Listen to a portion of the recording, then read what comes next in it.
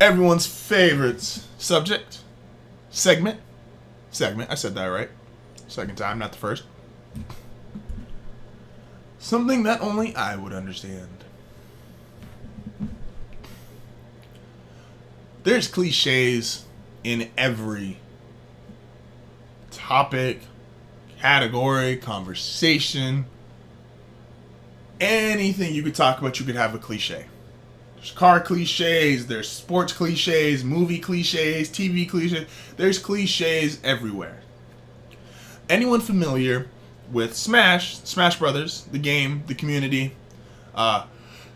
there is tier lists, and there is who should we buff, who should we nerf.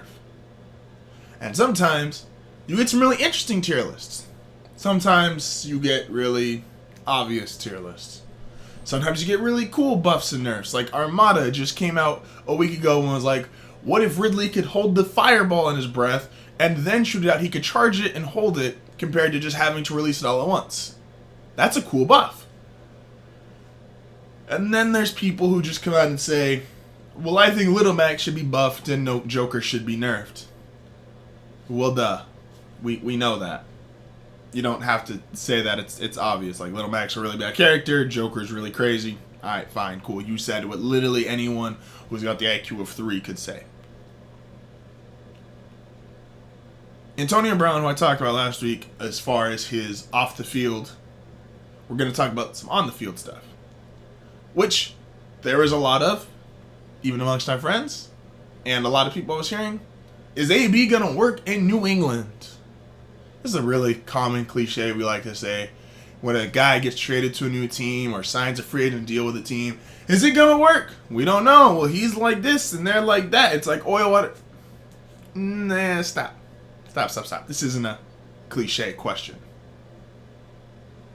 Antonio Brown is, by most accounts, the best receiver in football. Fair to say?